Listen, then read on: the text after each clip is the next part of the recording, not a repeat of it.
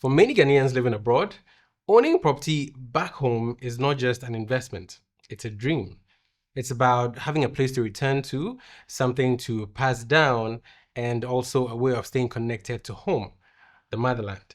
And that's why property developers are going all out to attract diaspora buyers. You've seen the ads: sleek apartments, gated communities, guaranteed returns. And on paper, it looks like the perfect deal. But here's the big question. How do you navigate the market from abroad? How do you find trustworthy contacts? And also, how do you avoid falling into traps? Today, we're breaking down the realities of investing in Ghana's real estate market as someone who lives in the diaspora.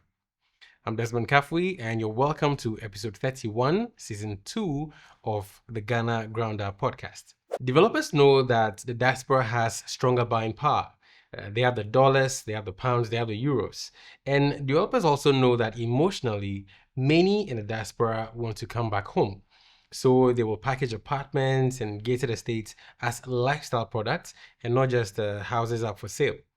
They will promise luxury finishes, rental income, and even guaranteed 10% return on your investment. The previous episode covered this subject of guaranteed returns when you buy an apartment. So we'll do well to put the link up here so you can check it out when you're through with this episode. Maybe you may want to open it in another tab, so it will be waiting for you when you're through watching this episode. Back to what we're dealing with today, some projects are marketed as if they're only meant for those in the diaspora.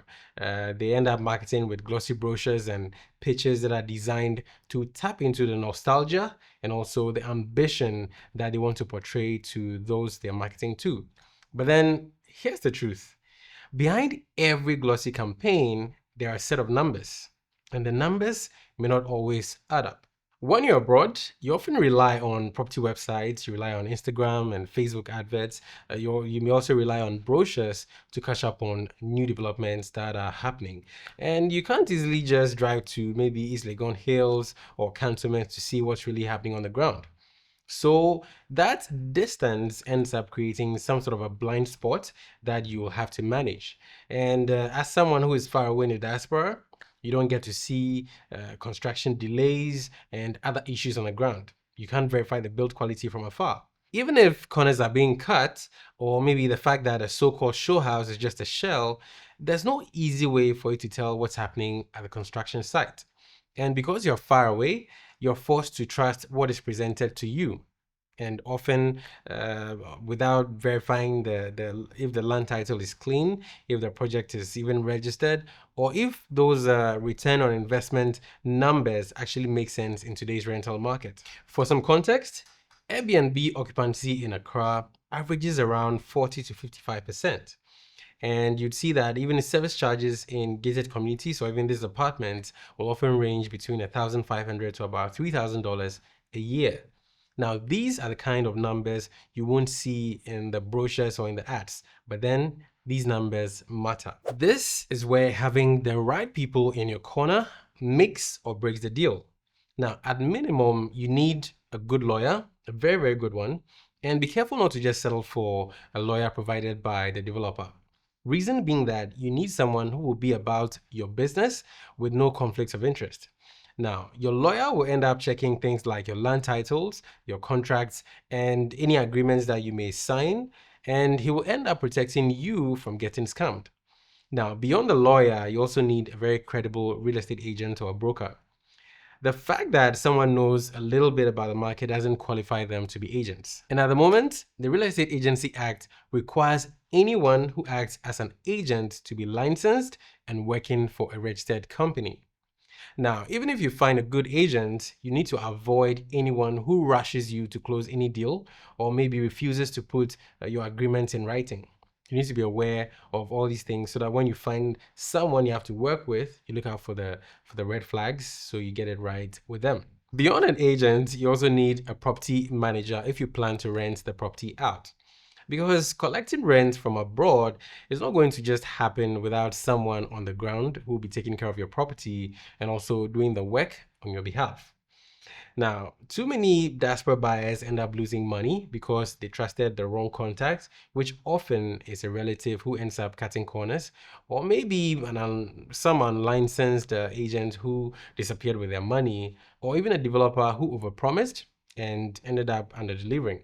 Now, let's get real about the risks that you need to be aware of so you can avoid them. Now, the first risk is scams and double sales.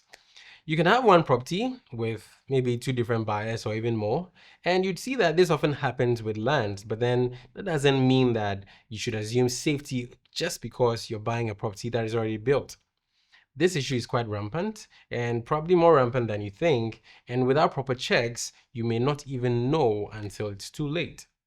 Now, secondly, you also need to be aware of overpriced projects. Obviously, real estate is very expensive, but then the fact that you're keen on investing in a property back home doesn't mean that you should end up overpaying for it. Yes, the assumption is that once you're abroad, you have more money and all that, but then you know how deep your pockets are. So do well to review the prices of the options you find and sell for what works for you. Don't let anyone push you around to buy a property that will end up denting your finances down the line. Thirdly, there are hidden costs that you need to be aware of. Now, if you're buying a property, let's say you're buying an apartment or you're buying a house in a gated community, there will definitely be service charges to deal with. There'll be maintenance fees, and sometimes you may need to pay some special levies. And you'd realize that these monies will quickly add up and eat into any returns that you were promised, maybe your 10% return on investment. So do well to make room for other expenses beyond the purchase price of the property. Finally, there's the agent's commission chaos that you have to deal with. Now, since many agents in Ghana don't have exclusive agreements with the developers, they end up fighting over who gets paid. And in the end, that confusion sometimes gets pushed over onto the buyer. Generally, buyers are expected to pay their agent's commission, that is the buyer's agent's commission, but then many buyers are quite averse to this. But then once you know the markets and once you know what the market demands, you'll be ready to transact smoothly when you're ready. So arm yourself to pay some fees here and there when you're transacting in Ghana's market. That is what you have to deal with, and it's something that is not going away anytime soon. Agent does his job and needs to be paid. So be ready to pay your agent as a buyer when you're buying a property here in Ghana. As a diaspora investor in Ghana's property market, how do you protect yourself? Well, think of this as your 5-step toolkit for investing back home. Step 1, you need to define your goal. Are you buying for rental income or for a family? Or is it going to be some sort of a long-term legacy project that you're investing in? Your goal will determine the kind of property you should be looking at. Now, step 2, you need to research the market. Don't just take the developer's promises at face value and run with it. You need to look at the actual numbers. Now, in Accra today, net rental incomes are usually between maybe 4 to 7% and not really the 10% that is often advertised. So, in a certain sense, when they say guaranteed returns, you need to take that with a pinch of salt. Step number 3, you need to get independent checks carried out. You need to hire your own lawyer, of course. You need to hire your own valuer, absolutely. And you don't have to rely solely on the developer's team. You need to have a property inspector come in to take a look at the property and make sure that all T's are crossed, all I's are dotted. If the fittings are done properly, if your wiring is done properly, if your plumbing is done properly, because you don't want to put your hard-earned cash into a property and just, some years down the line, you have to come back and redo them, all over again. You really don't want that. Nobody wants that. Step number 4, you need to secure some management plan for the property. Who will collect the rent? That is, if you're renting it out. Who will handle the repairs? Who will chase tenants when they delay in payment? That is still if you're renting it out. Now, if you're abroad, you definitely need someone on the ground to help you sort these things out. Otherwise, whoever is handling the property on the short term may just end up running the property into the ground. And you definitely don't want to just rent your property out and leave it at the mercy of the occupants. They may do what they please because they know that you, the property owner, are not around to double check whatever they're doing. So definitely do well to get somebody on the ground who will pay regular visits to check if the property is being maintained well. In step 5, you need to plan an exit strategy. Now, if you ever need to sell the property, will there be a ready market for your property or not? Or will you end up just being stuck with a property waiting for years looking for someone to buy that property? Now, this 5-point toolkit doesn't necessarily remove all the risks, no, but then it does protect you from the biggest mistakes that many diaspora investors make. So do well to go through the list again and make sure you're keeping yourself safe. Ghana is not alone in this, because when you look at, let's say, across Africa, diaspora buyers are a major force in the real estate space. Nigerians in the UK face similar issues or similar risks when buying properties back home.